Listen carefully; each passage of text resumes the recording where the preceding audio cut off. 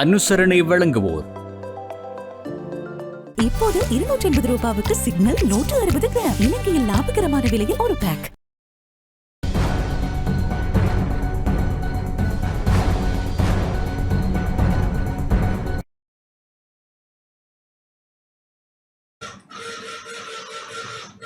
வணக்கம். டான் தமிழொலியின் இரவு நேர பிரதான செய்தி அறிக்கையோடு இணைந்திருக்கும் நான் ஜெகநாதன் சஜித். முதலில் தலைப்புச் செய்திகள்.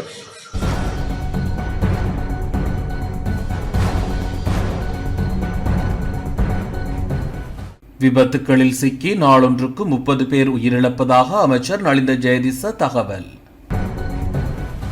யாழ்ப்பாணம் செம்மணியில் இதுவரை 47 மனித எலும்புக்கூடுகள் அகழ்ந்தெடுப்பு. வவுனியா வினாநகர் மக்கள் பிரதான வீதியை புனரமைத்து தருமாறு கோரி இன்று போராட்டம். மன்னாரில் 20 மில்லியன் ரூபாய் மதிப்புள்ள கேரள கஞ்சா மீட்பு. தேசிய பாதுகாப்பிற்கு அச்சுறுத்தல் ஏற்பட்டுள்ளதாக சாகர காரியவசம் கவலை. முன்னாள் அமைச்சர் துமிந்த திசாநாயக்க தொடர்ந்தும் விளக்கமறியலில்.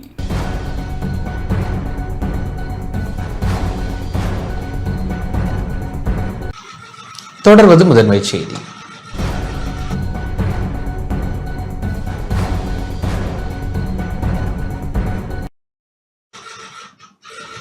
விபத்துக்கள் சிக்கி நாளொன்றுக்கு 30 பேர் உயிரிழப்பதாக அமைச்சர் நலிந்த ஜெயதிச தெரிவித்துள்ளார்.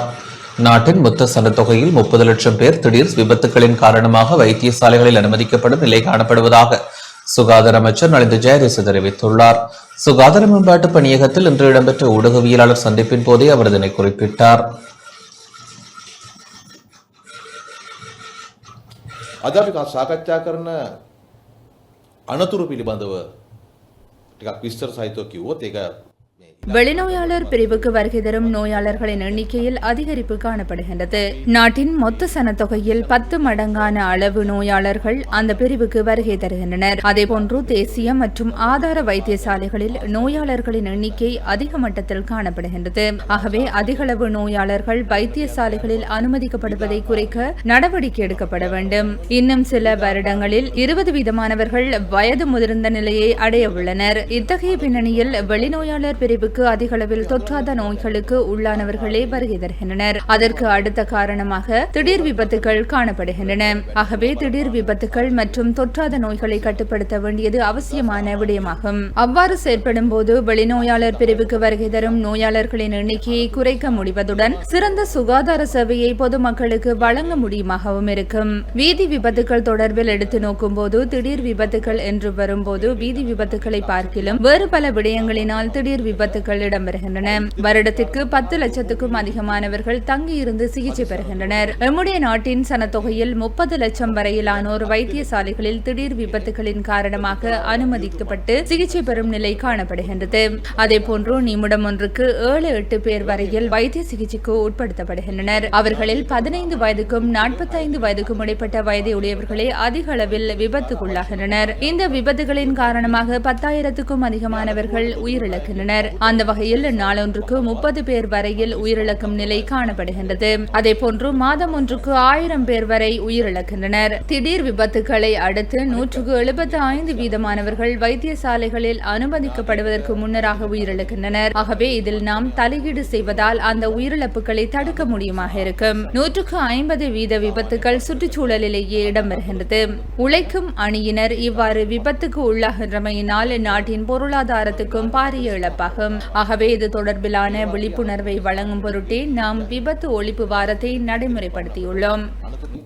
සැලකියුතු මට්ටමක් වළක්ව ගන්නට. ඒ නිසා අපි මේ සතිය ප්‍රකාශයට පත් කරන්නේ ඇත්තටම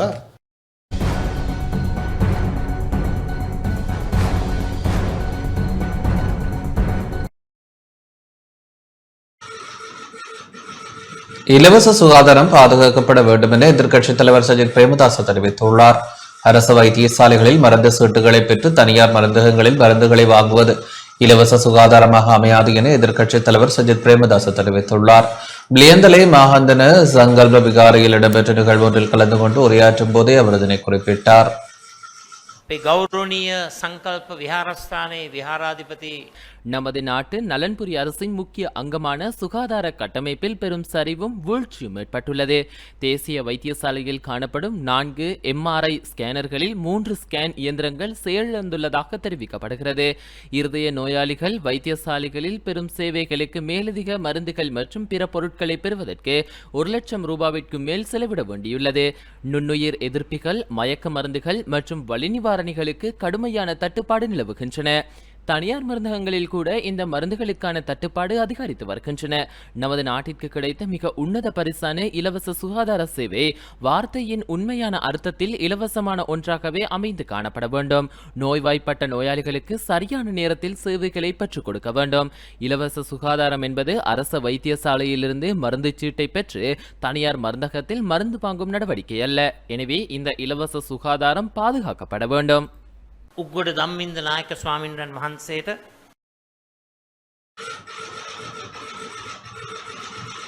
யாழ்ப்பாணம் செம்மணியில் இதுவரை 47 மனித எலும்புக்கூடுகள் அகழ்ந்தெடுக்கப்பட்டுள்ளன. யாழ்ப்பாணம் செம்மணி சித்துப்பாத்தி மனித புதைக்குழியில் இதுவரை 52 முழுமையான மனித எலும்புக்கூடுகள் அடையாளம் காணப்பட்டுள்ளதுடன் அவற்றில் 47 மனித எலும்புக்கூடுகள் அகழ்ந்தெடுக்கப்பட்டுள்ளன. மனித புதைகுழியின் 2ஆம் கட்ட அகழ்வு பணிகள் 12வது நாளான இன்று யாழ்ப்பாண நீதவான் நீதிமன்ற நீதிபதி ஏ ஆனந்தராஜா முன்னிலையில் தொல்லியல் துறை பேராசிரியர் ராஜ் சோமதேவா, சட்ட வைத்திய அதிகாரி சல்லையா பிரணவன் ஆகியோரின் பங்கேற்போடு இடம்பெற்றன. பேராசிரியர் ராஜ் சோமதேவா ஏற்கனவே செய்மதி புகைப்படத்தின் ஆதாரத்துடன் அடையாளப்படுத்திய பகுதியில் யாழ்ப்பாண பல்கலைக்கழக தொல்லியல் பீட மாணவர்களால் அகழ்வு பணி முன்னெடுக்கப்பட்டதுடன் புதிதாக சில மனித எலும்பு தொகுதிகள் அடையாளம் காணப்பட்டன.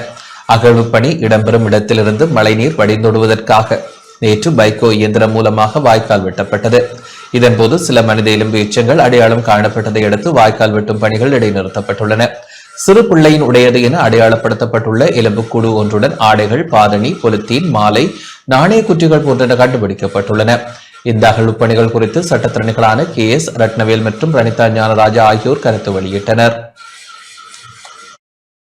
கண்டுபிடிக்கப்பட்ட எலும்புக்கூடுகள் யாவையும் ஒரு குறைந்த அளவு 1.5 அடி 2 அடிக்குள்ளான ஒரு இடத்தில் புதைக்கப்பட்டிருக்கிறார்கள். சாதாரணமாக புதைக்கப்படும் ஒரு விதமாக தெரியவில்லை, ஒரு மரியாதையுடன் நல்லடக்கம் செய்யப்பட்ட இடமாக தெரியவில்லை. அதற்கு மாறாக ஏனோ தானோ ஒன்று சடுதியில் செய்யப்பட்ட ஒரு விஷயமாக தெரிகிறது.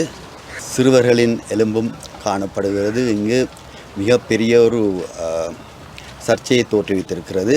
நிச்சயமாக ஒரு குற்றம் நடந்த ஒரு இடமாகவே இந்த புதைகுழி காணப்படுகிறது. இந்த விடயத்தில் மிகவும் கவனமாக ஆய்வாளர்கள் செயல்பட்டு வருகிறார்கள். கண்டெடுக்கப்பட்ட இந்த எலும்புகள் யாழ்ப்பாணம் மெடிக்கல் ஃபேக்கல்டி இதற்கு அனுப்பப்பட்டு அங்கு ஆராய்வு செய்யப்பட்டு வருகிறது.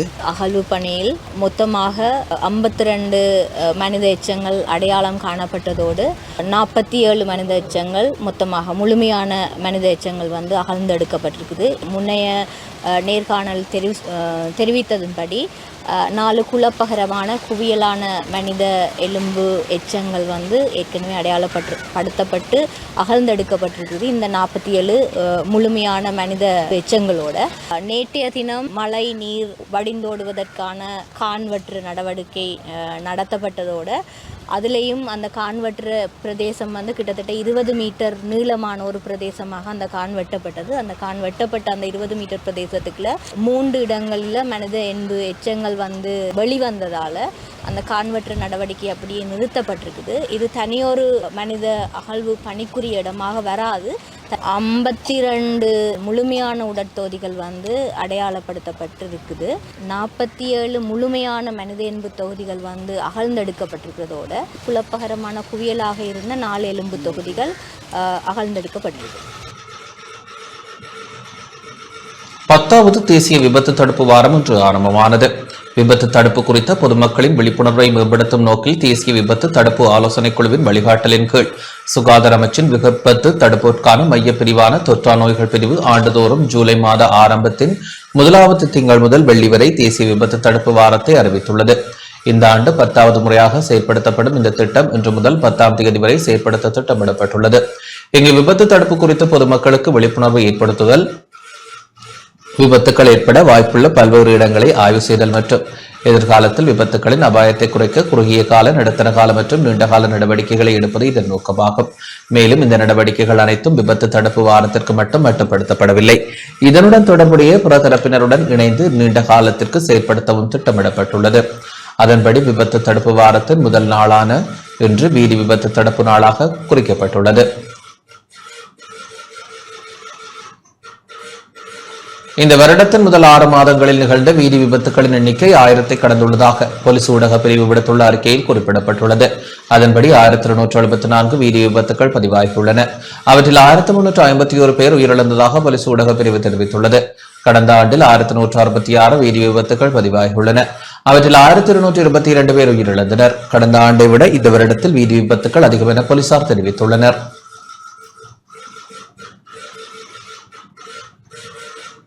மூதூர் போலீஸ் பிரிவில் உள்ள பட்டிடத்திடல் பகுதியில் நேற்றிரவு இடம்பெற்ற மோட்டார் சைக்கிள் விபத்தில் 2 படுகாயமடைந்துள்ளனர். காயமடைந்தவர்கள் மூதூர் தள வைத்தியசாலையில் அனுமதிக்கப்பட்டு மேலதிக சிகிச்சைகளுக்காக திருகோணமலை பொது வைத்தியசாலைக்கு அனுப்பி வைக்கப்பட்டுள்ளனர்.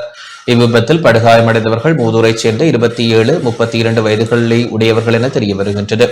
குறித்த இருவரும் திருகோணமலை மட்டக்களப்பு பிரதான வீதியில் மோட்டார் சைக்கிளில் பயணித்துக் கொண்டிருந்த போது மோட்டார் சைக்கிள் வெகு கட்டுப்பாட்டை இழந்து அருகிலுள்ள வாய்க்காலுக்குள் விழுந்து விபத்து இடம்பெற்றது. இதனையடுத்து இருவரும் படுகாயமடைந்த நிலையில் பிரதேச மக்களால் மீட்கப்பட்டு பின்னர் அவசர ஆம்புலன்ஸ் வண்டி மூலம் இருவரும் வைத்தியசாலைக்கு கொண்டு செல்லப்பட்டதாக தெரிவிக்கப்பட்டுள்ளது. சம்பவம் தொடர்பான மேலதிக விசாரணைகளை மூதூர் போலீசார் முன்னெடுத்து வருகின்றனர். மட்டக்களப்பு கரடியனாறு போலீஸ் பிரிவிற்குட்பட்ட உருகாமம் பகுதியில் பேருந்து மோதியதில் 7 வயதுடைய புவனேஸ்வரன் கவிஷேக் என்ற சிறுவன் உயிரிழந்துள்ளார். நேற்று காலை தாயும் 2 பிள்ளைகளுமாக மகோயா பகுதிக்கு சென்று பிற்பகல் 1 மணியளவில் அங்கிருந்து பேருந்தில் உருகாமம் பகுதிக்கு சென்றனர். இந்த நிலையில் பேருந்திலிருந்து இறங்கும் போது முதலில் 7 வயதுடைய மகனை இறக்கி வீதியோரம் நிறுத்திய தாய் மற்ற பெண் பிள்ளையை இறக்குவதற்காக பேருந்தில் ஏறிய போது வீதியோரமாக நின்ற மகன் பேருந்திற்கு முன்பாக சென்று வீதியை கடந்து செல்ல ஓடியுள்ளார்.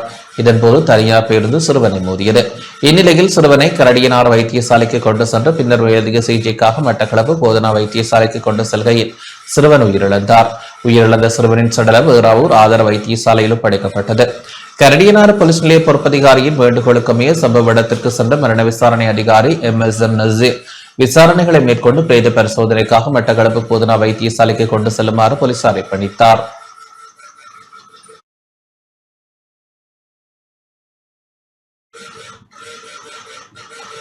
வீதி நடைமுறை தொடர்பான விழிப்புணர்வு இன்று முல்லைத்தீவு புதுக்குடியிருப்பு பகுதியில் முன்னெடுக்கப்பட்டது. புதுக்குடியிருப்பு பிராந்திய சுகாதார வைத்திய அதிகாரி சத்யரூபன், புதுக்குடியிருப்பு போலீசார், சுகாதார பரிசோதகர்கள் இணைந்து வீதி நடைமுறைகள் தொடர்பில் விளக்கம் அளித்தனர். வீதியில் பயணித்த மோட்டார் சைக்கிள்கள், கார்கள் மற்றும் ஏனைய வாகனங்களை நிறுத்தி வாகன பட்டி அணிந்திருக்க வேண்டும். தலைக்கவசம் அணிவது எவ்வாறு, சிறுபிள்ளைகளை மோட்டார் சைக்கிள் டேங்கில் இருத்தக்கூடாது போன்ற பல வீதி நடைமுறைகள் தொடர்பில் விளக்கம் அளித்தனர். அத்துடன் வீதி விபத்துக்கள் ஏற்படும் பாதிப்புகள் குறித்தும் விளக்கம் அளிக்கப்பட்டது.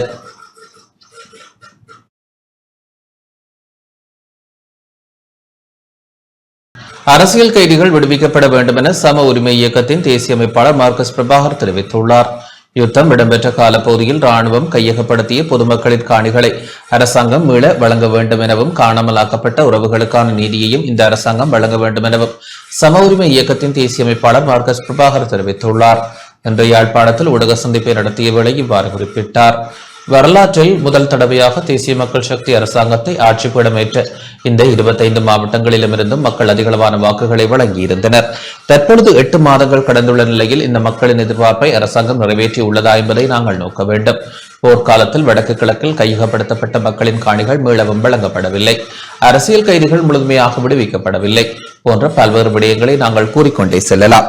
சில சமயம் சம உரிமை இயக்கம் என்ற வகையில் யுத்தம் இடம்பெற்ற காலப்பகுதியில் ராணுவமயமாக்கப்பட்ட பொதுமக்களின் காணிகள் மீளவும் கையகப்படுத்தப்பட வேண்டும், மீளவும் கையளிக்கப்பட வேண்டும், அரசியல் கைதிகள் விடுவிக்கப்பட வேண்டும், காணாமலாக்கப்பட்ட உறவுகளுக்கான நீதியை இந்த அரசாங்கம் வழங்க வேண்டும் என குறிப்பிட்டுள்ளார்.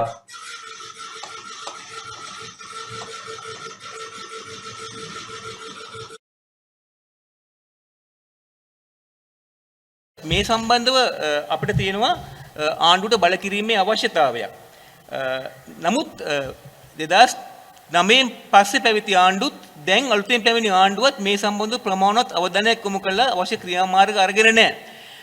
2024 පැවති ජනාධිපතිවරණයේදී මහමැතිවරණයේදී රටපුරා ජනතාව ජාපනයේ වෙන්න පුළුවන්, ගාල්ලේ වෙන්න පුළුවන්, අම්පාරේ වෙන්න පුළුවන්, කොළඹ වෙන්න පුළුවන්, බදුල්ලේ නුවර වෙන්න පුළුවන් එකසේ சம உரிமை இயக்கத்தினர் நாடளாவிய ரீதியில் மக்கள் மத்தியில் விழிப்புணர்வை ஏற்படுத்தும் வகையில் மீண்டும் ஒரு கருப்பு ஜூலை வேண்டாம் என்ற தொனிப்பொருளில் பல்வேறு இடங்களில் கூட்டங்களையும் நிகழ்ச்சிகளையும் ஏற்படுத்தி இந்த நாட்டில் இன ரீதியாக பாதிக்கப்பட்ட மக்களுக்கு நீதி வேண்டியும் அவர்கள் தொடர்ந்தும் அரசினால் புறமொதுக்கப்படாமல் இருக்கக்கூடிய வகையில் அவர்களுக்கு நீதி கிடைத்து ஒரு நிரந்தரமான ஒரு மாற்றத்தையும் தீர்வையும் நோக்கி அவர்களுக்குரிய ஒரு பாதுகாப்பு கிடைக்க வேண்டும் என்ற நோக்கத்திலே பல்வேறு பிரசாரங்களையும் நிகழ்ச்சிகளையும் முன்னெடுக்க இருக்கிறார்கள்.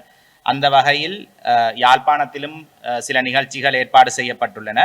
அந்த வகையில் இப்பொழுது செம்மணியிலே மனித புதைகுழிகள் தோண்டி எடுக்கப்பட்டு, மனித எச்சங்கள் தோண்டி எடுக்கப்பட்டு, சிறுவர்கள், பெண்கள் என பலவிதப்பட்ட மக்களும் வயோதிபர்கள் என பலரும் கொலை செய்யப்பட்டு அங்கே புதைக்கப்பட்டிருந்திருக்கிறார்கள் என்பதற்கான ஆதாரங்கள் தொடக்க கட்டத்திலே வெளிவர ஆரம்பித்திருக்கின்றதை நாங்கள் காண்கிறோம். மிகவும் இராணுவமயமாக்கப்பட்ட ஒரு சூழல்ல தமிழ் மக்கள் மீது பிரயோகிக்கப்பட்ட அரச வன்முறையினுடைய ஒரு வடிவம்தான் இன்றைக்கு இந்த செம்மணி புதைகுழிகளுக்கூடாக நாங்கள் காண்கின்ற விடயமாக இருக்கிறது.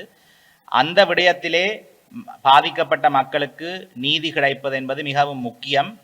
என்பிபி அரசாங்கத்தைச் சேர்ந்தவர்கள் செம்மணி புதைகுழியிலே இருப்பவர்களுக்கு நீதி கிடைக்கும் என்று சொல்கிறார்கள். ஆனால் அதனை அவர்கள் செயலிலே காட்ட வேண்டிய ஒரு தேவை இருக்கிறது.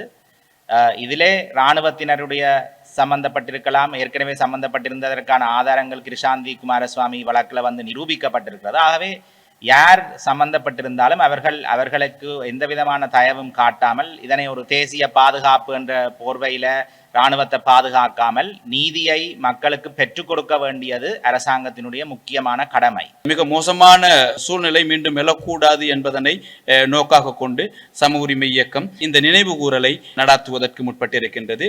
மீண்டும் இன படுகொலைகளை திட்டமிட்ட இன அழிப்புகளை முன்னெடுக்கக்கூடிய எந்த விதமான ஒரு மனிதாபமற்ற செயல்களை எதிர்க்கின்ற அனைத்து மானுடங்களையும் நேசிக்கின்ற அரசியல் சக்திகள், முற்போக்கு சக்திகள் எங்களோடு கைகோர்த்து கொள்ள வேண்டும் என்று நாங்கள் கூறிக்கொள்கின்றோம். சுமார் 3 பிரதான கோரிக்கைகளை முன்வைத்து நாங்கள் நாடளாவிய ரீதியில் இயங்கிக் கொண்டிருக்கின்றோம். அதாவது, இன்னொரு அடக்குமுறை சட்டம் வேண்டாம், பயங்கரவாத தடுப்பு சட்டத்தை உடனடியாக நிறுத்து என்பது பிரதானமான கோரிக்கையாக இருக்கின்றது. அத்தோடு காணாமல் ஆக்கப்பட்ட சகலருக்கும் நீதி வழங்கு என்ற கோரிக்கையும், சகல தேசிய இனங்களுக்கும் சம உரிமையை பெற்றுக் கொடுக்கக்கூடிய, சகல தேசிய இனங்களுக்கு சம உரிமையை உறுதி செய்யக்கூடிய ஒரு புதிய அரசியல் அமைப்பை உருவாக்குவதற்கு அரசை வலியுறுத்தும் வகையில் போராட்டத்தை தொடங்குவதற்கு ஒரு அமைப்பாகவும் இந்த சம உரிமை இயக்கம் தனது நடவடிக்கைகள் எதிர்காலத்தில் தொடர்ந்து நடாத்தி செல்வதற்கு திட்டமிட்டிருக்கின்றது.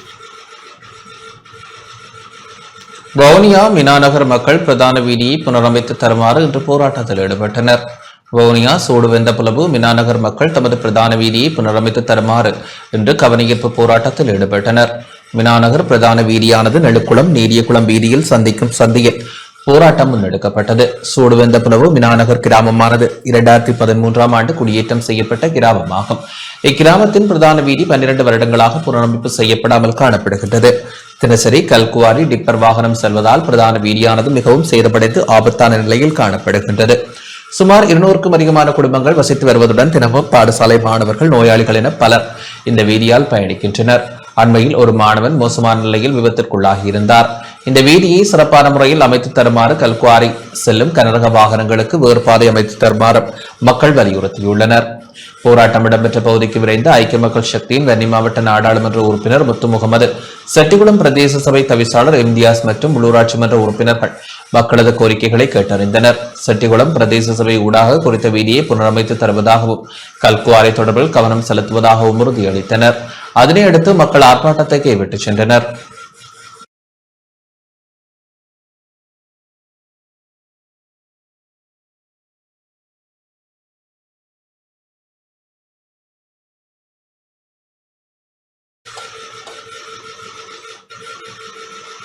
மட்டக்களப்பு சத்திரகொண்டான் சௌபாக்கியா வீட்டுத் திட்ட மக்களின் பிரச்சினைகளுக்கு தீர்வுகள் வழங்கப்படும் என நாடாளுமன்ற உறுப்பினர் கந்தசாமி பிரபு மற்றும் மட்டக்களப்பு மாநகர சபை முதல்வர் பாக்கியநாதன் ஆகியோர் உறுதியளித்துள்ளனர்.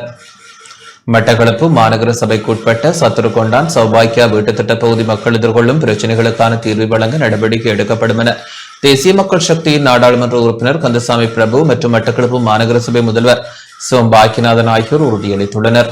சத்ருகொண்டான் சௌபாக்கிய வீட்டு திட்ட பகுதி மக்கள் தொடர்ச்சியாக பல்வேறு பிரச்சனைகளை எதிர்கொண்டு வந்த நிலையில் இன்று நாடாளுமன்ற உறுப்பினர் கந்தசாமி பிரபு மற்றும் மட்டக்களப்பு மாநகர சபை முதல்வர் பாக்கியநாதன், பிரதி முதல்வர் தினேஷ், மாநகர சபை உறுப்பினர் ரகுநாதன் ஆகியோர் குறித்த பகுதிக்கு களவிஜயம் மேற்கொண்டனர்.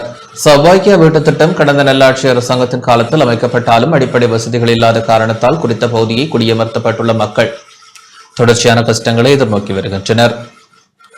நல்லாட்சி காலத்தில் முறையான தெரிவுகள் முன்னெடுக்கப்படாமல் குறித்த பகுதியில் 139க்கும் அதிகமான வீடுகள் அமைக்கப்பட்டுள்ள போதிலும் 30 வீடுகளிலேயே மக்கள் குடியிருப்பதாகவும் ஏனைய வீடுகள் கைவிடப்பட்ட நிலையில் காணப்படுவதாகவும் இதனால் குறித்த பகுதியில் சட்டவிரோத செயற்பாடுகள் அதிகரித்துள்ளதாகவும் பிரதேச மக்கள் தெரிவித்துள்ளனர். வீட்டு திட்டம் அமைக்கப்பட்ட காலம் தொடக்கம் முறையான வீதிகள், குடிநீர் வசதிகள், வடிகான் வசதிகள், போக்குவரத்து வசதிகள் இல்லாத காரணத்தினால் குறித்த பகுதி மக்கள் பல்வேறு நெருக்கடிகளை எதிர்நோக்கி வருவதாகவும் மக்கள் குறிப்பிட்டுள்ளனர். அப்பகுதி மக்களின் பிரச்சனைகளை கேட்டறிந்து கொண்ட நாடாளுமன்ற உறுப்பினர் மற்றும் முதல்வர் ஆகியோர் குறித்த பகுதியில் நிலவும் தற்காலிக பிரச்சனைகளை தீர்ப்பதற்கான நடவடிக்கைகளை உடனடியாக எடுப்பதாக தெரிவித்தனர். தற்காலிக வீதிகளை புனரமைப்பதற்கும் குடிநீரை பெற்றுக் கொள்வதற்கும் நடவடிக்கைகளை முன்னெடுப்பதாக மாநகர சபை முதல்வரால் தெரிவிக்கப்பட்டது.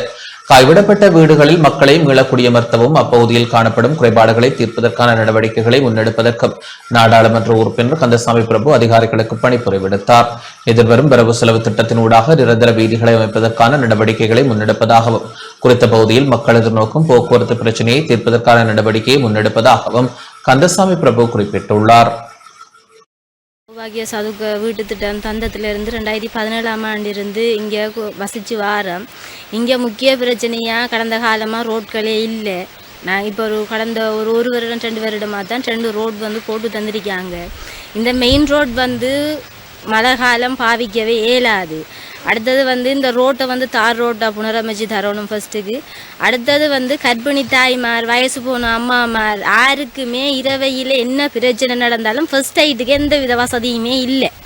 என்ன நடந்தாலும் கடைசி ஒரு 300 மீட்டருக்கு அங்கால தான் பிரைமரி ஹாஸ்பிட்டல் இருக்கு. அந்த ஹாஸ்பிட்டலுக்கு போகிறதுக்கு இடையில் கொண்டு போகிறாங்களுக்கு டெத் ஆயிடுவாங்க. அப்போ அதை இங்கே வந்த எலெக்ஷன் கேட்டு வாராங்கள்ட கதை சொன்னேன், எங்களை எடுத்து விடுங்க, எடுத்து விட்டோன்னே நாங்கள் அது செய்வோம் இது செய்வோம்னு வாய் வார்த்தை தான் சொல்கிறாங்களே தவிர எதுவுமே எங்கே நடந்தது கிடையாது. மண்முனை வடக்கு பிரதேச செயலகத்துக்குட்பட்ட சத்ருகொண்டான் கிராம சேவகத்தில் உள்ள சௌபாக்கிய வேலை திட்டத்தின் இன்றைய தினம் மக்களை சந்திப்பதற்காக நான் வருகை தந்திருந்தேன். இந்த மக்களின் குறைபாடுகள் தொடர்பாக அவர்கள் என்னிடம் தங்கள் குறைகளை தெரிவித்திருந்தார்கள். அதிலே முக்கியமாக இந்த வீட்டு திட்டத்திலே அதற்குரிய வழிகள், வீதி தடங்கள் இல்லாத பிரச்சனையாக குறிப்பிட்டிருந்தார்கள். அடுத்ததாக இந்த வீடுகளை பெற்ற நபர்கள் இந்த வீட்டில் குடியிருக்காமை தொடர்பாகவும் குறிப்பிட்டிருந்தார்கள். அதைத் தொடர்ந்து இந்த வீடுகள் பராமரிக்கப்படாதன் காரணமாக சட்டவிரோத செயற்பாடுகள் இந்த பிரதேசத்தில் இடம்பெறுவதாகவும் அவர்கள் முறைப்பாடு செய்திருந்தார்கள். ஆகவே நாங்கள் தேசிய மக்கள் சக்தி அரசாங்கம் என்ற ரீதியிலே கிராமிய வீதிகளை எடுக்கின்ற ஒரு செயற்பாடு ஒன்று நாங்கள் திட்டம் ஒன்று முன்னிலைத்துக் கொண்டிருக்கின்றோம். அந்த அடிப்படையிலே இந்த பிரதேசத்துக்கான வீதிகளை அமைப்பதற்கான முன்னுரிமைப்படுத்துவதாக நாங்கள் தீர்மானித்திருக்கின்றேன். வருகின்ற மாதம் அதற்கான முன்மொழிவுகளை நாங்கள் பிரதேச மாவட்ட அபிவிருத்தி குழு கூட்டத்திலே சமர்ப்பிக்க தயாராக இருக்கின்றோம். அதற்கான தீர்மானங்களை மேற்கொள்ள இருக்கின்றோம். அதனூடாக இந்த பிரதேசத்திலே வீட்டில் குடியிராத நபர்களை தொடர்பான தகவலை திரட்டி அவர்களுக்கான சட்ட ரீதியான நடவடிக்கைகளை மேற்கொள்வதற்காக நாங்கள் தயாராக இருக்கின்றோம். அவர்களை மீண்டும் இப்பிரதேசத்தில் குடியிருப்பதற்கான ஏற்பாடுகளை செய்வதற்கு தயாராக இருக்கின்றோம். அதனை போன்று சட்டவிரோத செயற்பாடுகள் தொடர்பாக கவனம் செலுத்த வேண்டியிருக்கின்றது. இந்த கிராமங்களிலே, இந்த பிரதேசங்களிலே இந்த பிரதேச மக்கள் எதிர்நோக்குகின்ற முக்கியமான பிரச்சனையாக இந்த பிரச்சனை இருக்கின்றது. சமூகம் சார்ந்த பிரச்சனையாக இது வளர்ந்து கொண்டிருக்கின்றது. இதை தடுப்பதற்கான நடவடிக்கைகளை நாங்கள் மேற்கொள்ள இருக்கின்றோம். அதிலே போலீஸாரையும் கிராம சேவரையும் அதனை போன்ற சமூக அமைப்பினரையும் இணைத்து கொண்டு ஒரு தெளிவூட்டல் செயற்பாடுகளையும் அதே நேரம் போலீஸாரை பயன்படுத்தி அதை கட்டுப்படுத்துவதற்கான நடவடிக்கைகளையும் மேற்கொள்ள தயாராக இருக்கின்றன. கொத்மலை டென்சனன் சிவானந்தா கல்லூரியின் சேவை நலன் பாராட்டு விழாவும் ஒன்று கூடல் நிகழ்வும் பாடசாலை மண்டபத்தில் இடம்பெற்றது. கொத்மலை கல்வி வலயத்திற்குட்பட்ட சிவானந்தா கல்லூரியின் 1995 தொடக்கம் 2004ஆம் ஆண்டு பயின்ற மாணவர்களின் ஒன்று கூடலும் அவர்களுக்கு கற்பித்த ஆசிரியர்களுக்கான சேவை நலன் பாராட்டு விழாவும் பாடசாலை பிரதான மண்டபத்தில் இடம்பெற்றது. இதன்போது ஆசிரியர்களின் சேவையை போற்றும் வகையில் அவர்களுக்கான கௌரவிப்பும் அதேபோல் நினைவு சின்னங்களும் வழங்கப்பட்டன. இதன்போது கலை நிகழ்வுகளும் அரங்கேற்றப்பட்டதுடன் பழைய மாணவர்களின் நினைவுகளும் மீட்டி பார்க்கும் நிகழ்வுகளும் இடம்பெற்றன. இந்நிகழ்வில் பாடசாலை அதிபர், ஆசிரியர்கள், பழைய மாணவர்கள் உள்ளிட்ட பலர் கலந்து கொண்டனர்.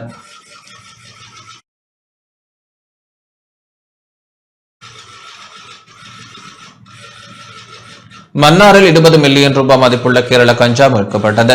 ராணுவ புலனாய்வு அதிகாரிகளுக்கு கிடைத்த ரகசிய தகவலின்படி மன்னாரில் 20 மில்லியன் பெறுமதியான கேரள கஞ்சா பொதிகள் இன்று அதிகாலை மீட்கப்பட்டுள்ளன. மன்னாரில் நேற்று நள்ளிரவு 12 மணியளவில் குற்றப்புலனாய்வு பிரிவு நடத்திய விசேட சோதனை நடவடிக்கையின் போது தலைமன்னார் காவல் பிரிவிற்குட்பட்ட நடக்குடா கடற்கரைக்கு அருகிலுள்ள 30வது காற்றாலை கோபுரத்திற்கு அருகிலுள்ள காட்டுப்பகுதியில் மறைத்து வைக்கப்பட்டிருந்த சுமார் 20 மில்லியன் ரூபாய் மதிப்புள்ள கேரள கஞ்சா மீட்கப்பட்டது. இதே கேரள கஞ்சா பொதிகள் இந்தியாவிலிருந்து கடல் வழியாக கொண்டுவரப்பட்டு மறைத்து வைக்கப்பட்டதாக தகவல்கள் வெளியாகியுள்ளன. இந்நிலையில் சம்பவம் தொடர்பாக மன்னார் போலீசார் மேலதிக விசாரணைகளை மேற்கொண்டு வருகின்றனர்.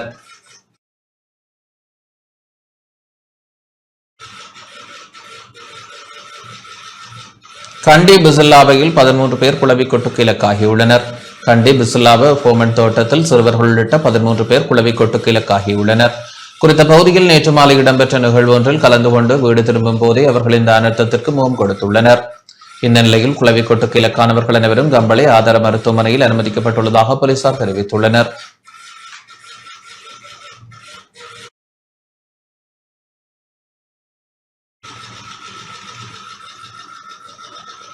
தேசிய பாதுகாப்பிற்கு அச்சுறுத்தல் ஏற்பட்டுள்ளதாக பெரமுனவின் பொதுச் செயலாளர் சாகர காரியவசம் தெரிவித்துள்ளார். அரசாங்கம் பாசிச ஆட்சியை உருவாக்க எத்தனிக்கின்றதா என்ற கேள்வி எழுந்துள்ளதாக ஸ்ரீலங்கா பொதுஜன பெரமுனவின் பொதுச் செயலாளர் சாகர காரியவசம் தெரிவித்துள்ளார். ஸ்ரீலங்கா பொதுஜன பெரமுனவின் தலைமையகத்தில் இன்று இடம்பெற்ற ஊடகவியலாளர் சந்திப்பின் போதே அவர் இதனை குறிப்பிட்டார். LTT ත්‍රස්තවාදය මේ රටේ ක්‍රියාත්මක වෙච්ච කාලයටත් වැඩිය දරුණු තත්ත්වයකට ගිහිල්ලා நாட்டின் தேசிய பாதுகாப்பு தற்போது விடுதலை புலிகளின் பயங்கரவாதம் இந்த நாட்டில் செயற்படுத்தப்பட்ட காலத்தை விடவும் மோசமான நிலையில் உள்ளது. மேலும் 1988 மற்றும் 1989 ஆண்டுகளில் JVP கலவர காலத்தை நோக்கி நகரும் நிலைமையே காணப்படுகின்றது. நீதிமன்றங்கள், போலீஸ் நிலையங்கள் மற்றும் வீடுகளில் மக்கள் சுட்டுக் கொல்லப்படுவதை நாம் காண்கின்றோம். அரசாங்கம் இந்த கொலைகளை மிகவும் பொதுவான விடயமாக மாற்ற முயற்சிக்கிறது. ஆனால் கொல்லப்படுபவர்கள் போதைப் பொருள் மற்றும் பாதாள உலகில் ஈடுபட்டதாக எளிதில் குற்றம் சாட்டப்படுகிறார்கள். அதனூடாக அரசாங்கம் தப்பிக்க முயற்சிக்கின்றது. சட்டத்தின் ஆட்சியை உறுதிப்படுத்துவதற்காகவே நாட்டு மக்கள் அரசாங்கம் ஒன்றை கொண்டு வருகின்றனர். 323 கொள்கலன்கள் விடுவிக்கப்பட்ட விடயத்தை அம்பலப்படுத்திய டான் பிரியசாத் அவரது சொந்த வீட்டிலேயே கொல்லப்பட்டார். ஆனால் அந்த கொலைகள் அனைத்தும் மிக எளிமையான முறையில் மறைக்கப்படுகின்றன. இந்த கொலைகளை எடுத்து நோக்கும் போது அரசாங்கம் பாசிச ஆட்சியை உருவாக்க எத்தனிக்கின்றதா என்ற கேள்வி எழுந்துள்ளது. தேசிய பாதுகாப்புக்கு வேண்டுமென்று ஒரு பெரிய அச்சுறுத்தலை உருவாக்கி தமது இயலாமையை மறைத்து இயலாமையை வெளிப்படுத்தும் அரசியல் சக்திகளை அடக்கியால இந்த அரசாங்கம் முயற்சிக்கின்றதென்றே குறிப்பிடலாம். ජාවාරම්කරුවෙක්ද පාතාලයට සම්බන්ධ කෙනෙක්ද කියන කාරණය අදාළ නැහැ. රටේ නීතියට පරිබාහිරාකාරයෙන් එම කිසිම පුද්ගලයෙක්ට දඬුවම් දීමේ ක්‍රමවේදයක් නැහැ. முன்னாள் அமைச்சர் துமிந்த திசாநாயக்க தொடர்ந்து விளக்கமறியலில் வைக்கப்பட்டுள்ளார்.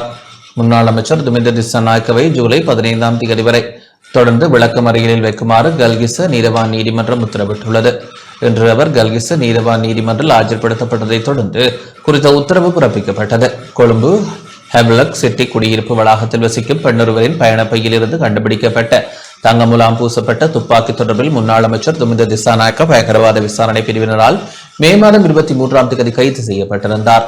இந்த தங்கமுலாம் பூசப்பட்ட T56 துப்பாக்கி மே மாதம் 20ஆம் தேதி கண்டுபிடிக்கப்பட்டது.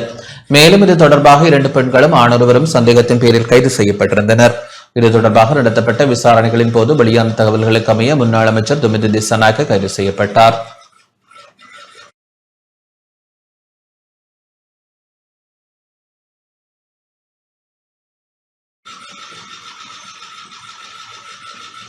யாழ்ப்பாணம் சாவச்சேரி நவீன சந்தை கட்டட தொகுதி மற்றும் மரக்கரை பழச்சந்தை தொகுதிகளை நகரசபை தவிசாளர் மற்றும் உபதவிசாளர் ஆகியோர் இன்று பார்வையிட்டனர். யாழ்ப்பாணம் சாவச்சேரி நகரசபைக்குட்பட்ட நவீன சந்தை கட்டட தொகுதி மற்றும் மரக்கரை பழச்சந்தை தொகுதிகளை நகரசபை தவிசாளர், உபதவிசாளர் மற்றும் உறுப்பினர்கள், நகரசபை பொது சுகாதார பரிசோதகர் ஆகியோர் இன்று பார்வையிட்டனர். சந்தை தொகுதியில் உள்ள விற்பனை நிலையங்களை ஒழுங்கமைத்து வியாபாரிகளுக்கும் நுகர்வோருக்கும் பாதிப்பு ஏற்படாதவாறு புனரமைப்பதற்கும் நடைபாதைகளை ஒழுங்குபடுத்தி நகரத்தை அழகுபடுத்துவதற்கான செயற்பாடுகளை ஆரம்பிப்பதற்கும் தவிசாளரால் அதிகாரிகளுக்கு அறிவுறுத்தல் வழங்கப்பட்டது. அதற்கமைய சந்தை தொகுதியில் காணப்படும் தேவையற்ற பெயர் பலகைகள், பொருட்கள் மற்றும் கழிவுகளை உடனடியாக அகற்றுமாறு சந்தை காப்பாளருக்கு உபதவிசாளர் அறிவுறுத்தல் வழங்கினார்.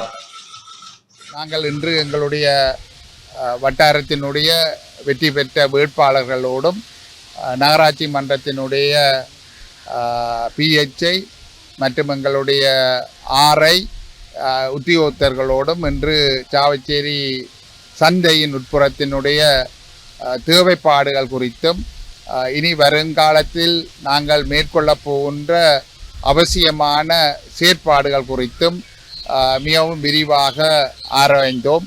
எங்களுடைய உபதவிசாளரனுடைய ஆலோசனைக்கு அமையவும் எங்களுடைய உறுப்பினர்களுடைய ஆலோசனைக்கு அமையவும் இந்த செயற்பாடுகள் மிக திறம்பட வருங்காலத்தில் நடைமுறைக்கு வரும்.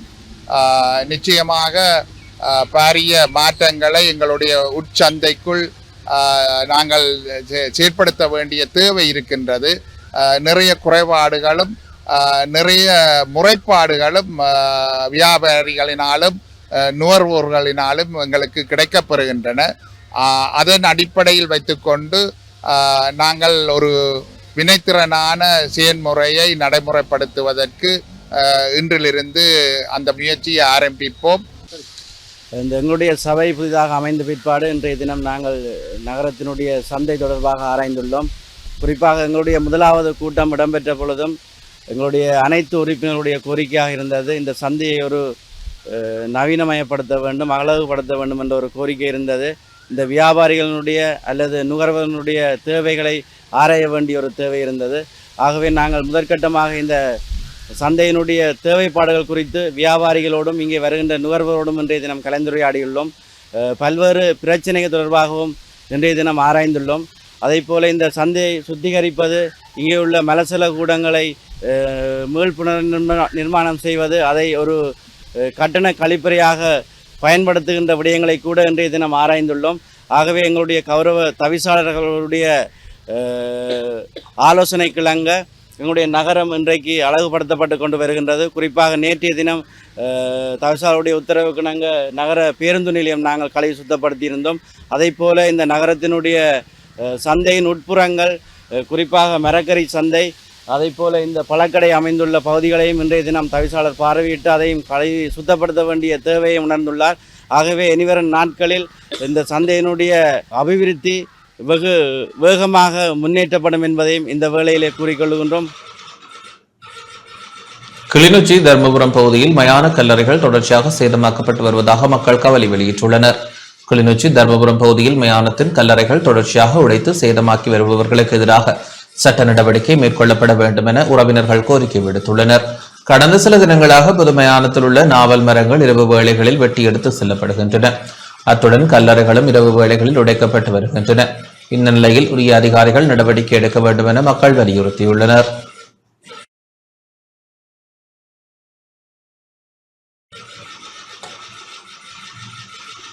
பத்மநாபா மக்கள் முன்னணியின் ஏற்பாட்டில் 35வது தியாகிகள் தினம் அனுஷ்டிக்கப்பட்டது. பத்மநாபா மக்கள் முன்னணியின் ஏற்பாட்டில் 35வது தியாகிகள் தினம் மட்டக்களப்பு மகளடித்தீவு கலாசார மண்டபத்தில் நேற்று மாலை இடம்பெற்றது. மக்கள் இல்லாத மண்ணை நேசிக்கவில்லை, மக்களுக்காகவே மண்ணை நேசிக்கின்றோம் என்ற கருப்பொருளில் சத்துருகொண்டான் படுகொலை, காத்தாங்குடி படுகொலை, கொக்கட்டிச்சொல்லி படுகொலை, அருந்தலாவ படுகொலை, வெறுகல் படுகொலை என கொல்லப்பட்டவர்களை நினைவு கூறும் வகையில் ஜூன் 19 அனுஷ்டிக்கப்படும் தியாகிகள் தினத்தின் தோழர் பத்மநாபாவின் 35வது தியாகிகள் தினம் இடம்பெற்றது. பத்மநாபா மக்கள் முன்னணி மகளடித்தீவு அமைப்பின் ஏற்பாட்டில் பத்மநாபா மக்கள் முன்னணியின் தோழர் ஜே வினோகாந்தன் தலைமையில் சோலையூரான் ஜோதி தோழரின் அனுசரணையில் பத்மநாபாவின் உருவப்படத்திற்கு மலர் மாலை அணிவித்து ஈகைச்சுடர் ஏற்றி அஞ்சலி செலுத்தப்பட்டது. தொடர்ந்து பத்மநாபா நினைவு சிறப்புரைகள் இடம்பெற்றதுடன் தெரிவு செய்யப்பட்ட நலிவுற்ற குடும்ப பெண்களுக்கும் தலைமை தாங்கும் பெண்கள் குடும்பங்களுக்கும் உயர்தர பரீட்சையில் சித்தி அடைந்து பல்கலைக்கழகத்திற்கு தெரிவான மண்முனை தென்மேற்கு பிரதேச மாணவர்களுக்கு நிதியுதவிகள் வழங்கப்பட்டன. பிரதம அதிதியாக நாடாளுமன்ற உறுப்பினர் கந்தசாமி பிரபு பங்கேற்றார். சிறப்பு அதிதிகளாக மட்டக்களப்பு மாநகர சபை உறுப்பினர் முனிசாமி உதயராஜ், சமூக செயற்பாட்டாளர் தோழர் சுகு, சமூக செயற்பாட்டாளர் தோழர் செங்கதிரோன் கோபாலகிருஷ்ணன், மண்முனை தென்மேற்கு பிரதேச சபை உறுப்பினர்கள், மகளடித்தீவு விளையாட்டுக் கழக உறுப்பினர்கள், மகளடித்தீவு பொது அமைப்புகளின் பிரதிநிதிகள், மட்டக்களப்பு அம்பாறை மாவட்ட பத்மநாபா மக்கள் முன்னணி மற்றும் EPRLF செயலாளர் தோழர் சலி பத்மநாபா மக்கள் முன்னணி உறுப்பினர்கள் பங்கேற்றனர்.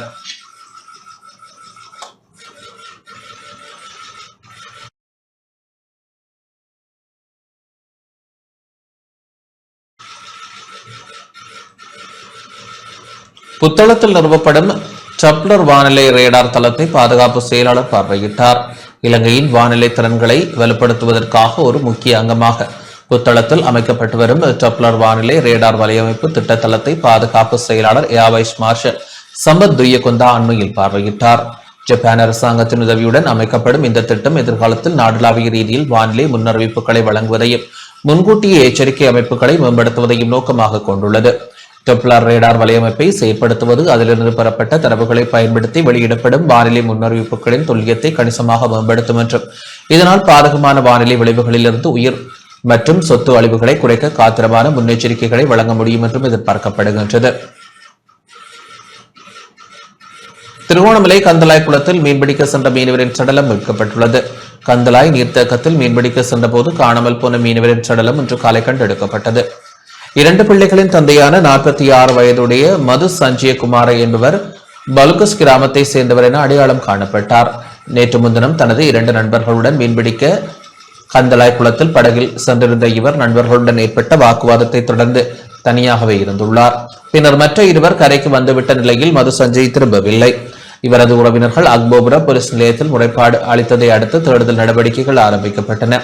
இன்று அதிகாலை மீன்பிடிக்க சென்ற மீனவர்கள் அவரது சடலத்தை பத்தினியம்மாள் கோவிலுக்கு பின்னால் கரையோரத்தில் கண்டதை அடுத்து உடனடியாக போலீசாருக்கு தகவல் வழங்கினர். அக்போபுர போலீசார் சம்பவ இடத்திற்கு சென்று சடலத்தை மீட்டு மேலதிக விசாரணைகளை மேற்கொண்டு வருகின்றனர்.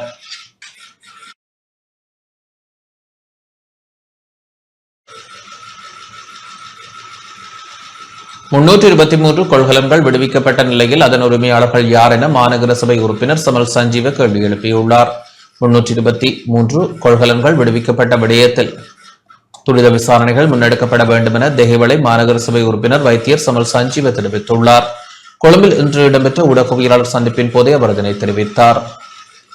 පහුගිය කාලේ ගෙනාපු ප්‍රශ්න සහගත කන්ටේනර් නැත්නම් බහලුම් සම්බන්ධව ජනාධිපතිවරයා විසින් පත් කරපු 323 கொள்கலன்களும் இந்த நிறுவனம் கொண்டு வந்தது. அதன் உரிமையாளர் யார்?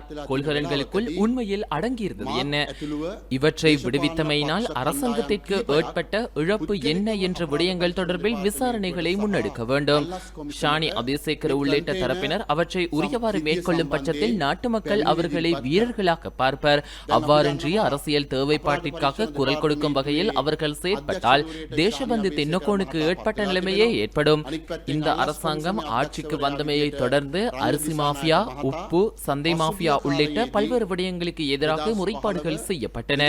ஆனால் இவற்றை விசாரணைக்கு உட்படுத்த குற்றப்புலனாய்வு திணைக்களமோ ஊழல் ஒழிப்பு பிரிவோ நடவடிக்கை எடுத்ததாக தெரியவில்லை. முறைப்பாடுகள் தொடர்பில் துரித விசாரணைகளை முன்னெடுக்க வேண்டியது அவசியமாகும். අල්ලස් නඩු හා අපරාධ පරීක්ෂණ නඩු රැසක් නීති හමුවට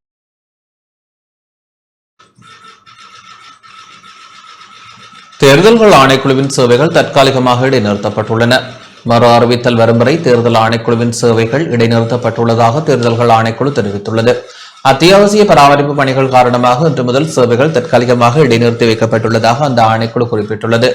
அதன்படி வாக்காளர் பட்டியல் தகவல்களை சரிபார்த்தல், இணையவழி பதிவு, வாக்காளர் அறிக்கைகளை பெறுதல் மற்றும் பிற மாவட்டங்களுடன் தொடர்புடைய விலை புள்ளிகளை பெறுதல் உள்ளிட்ட அனைத்து இலத்தினரையில் சேவைகளையும் மறு அறிவித்தல் வரும் வரை நிறுத்தி வைக்கப்பட்டுள்ளன.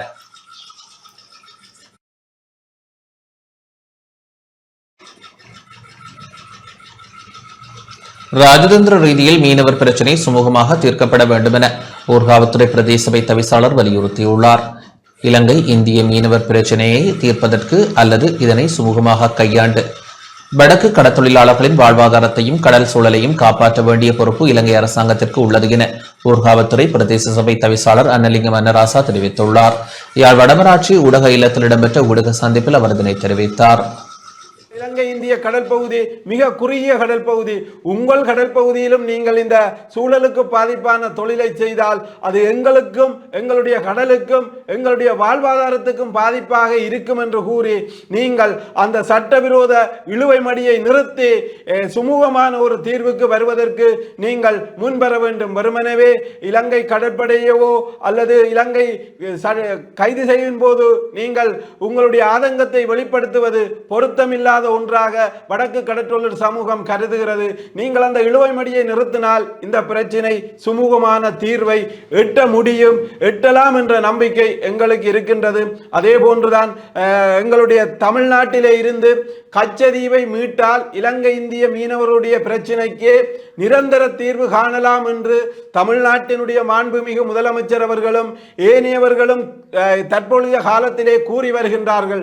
நாங்கள் ஒரு செய்தியை தமிழ்நாட்டு மீனவர்களுக்கும் அல்லது தமிழக முதலமைச்சர்களுக்கும் தெரிவிக்கின்றோம்.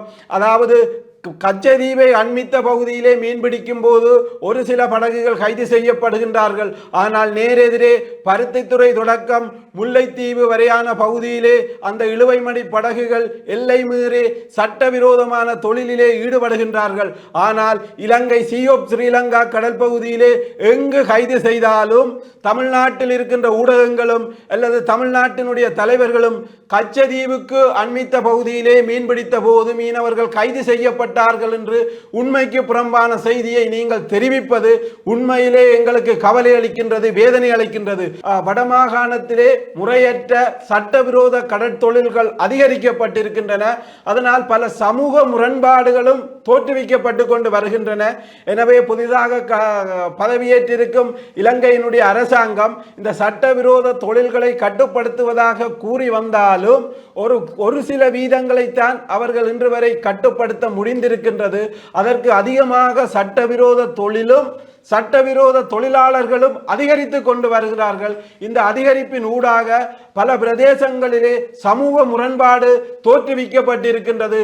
அந்த சமூக முரண்பாடு எதிர்காலத்தில் மிகப்பெரிய முரண்பாடாக வடக்கு கடற்றொழிலாளர்களுக்கு இடையிலே உருவாகாமல் இருப்பதற்கு எங்களுடைய சூழலையும் எங்களுடைய கடலையும் பாதுகாக்க வேண்டிய முறையற்ற சட்டவிரோத தொழில்களை இலங்கையிலே அங்கீகரிக்கப்பட்ட சட்டத்தின் ஊடாக அதனை நிறுத்த வேண்டும். சட்டத்தை நடைமுறைப்படுத்தக்கூடிய அதிகாரிகள் மேல் லஞ்சங்களை வேண்டிக் கொண்டு சுருக்கு வழி அடிக்க விட்டால் அப்ப மற்ற மீனவர்கள் இன்றைக்கு பாதிக்கப்பட்டிருக்கிறார்கள். அவர்களை பார்த்து மற்ற சுருக்கு தொழிலை செய்கிறார். அரசாங்கத்தால் உருவாக்கப்பட்ட சட்டங்களை நடைமுறைப்படுத்த சொல்லி தான் நாங்கள் கேட்கிறோமே தவிர எங்களுக்கு வேற ஒன்று நாங்களுக்கு கேட்கல. வேற அரசாங்கம் எல்லாம் தங்களுடைய அரசியல் நோக்கத்துக்காக தங்களுடைய அரசியலை தக்க வைக்கிறதுக்காக எங்களது மீனவரை பகடக்கே ஆகி கொண்டிருக்கிறாங்க. ஒரு விவசாயத்தில் பாதிரிய செடி என்று சொல்லியால பாதிப்புன்னு சொல்லி அதை அழிக்கணும், முற்றுமுழுதாக அழிக்கணும், அதுக்குரிய நடவடிக்கை எடுக்கணும்னு சொல்லி உங்களுடைய ஒரு கிடைப்புள்ள கூட்டத்தில் கதைக்கிறீர்கள். இன்றைக்கு நாங்கள் கடலின் நாசமாக போது கடலில் உள்ள வளம் அழிக்கப்படுது. அடுத்த இந்த போத்தில் சொப்பின் பேக்கு வண்டே கப்பு அந்த கப்பு இந்த கப்புன்னு சொல்லி கடலில் போய் கடல் நாசமாக போய்கொண்டிருக்கு.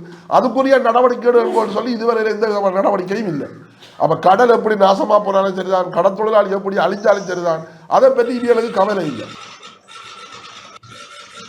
இத்துடன் இந்த செய்தி அறிக்கை நிறைவடைகின்றது. வணக்கம்.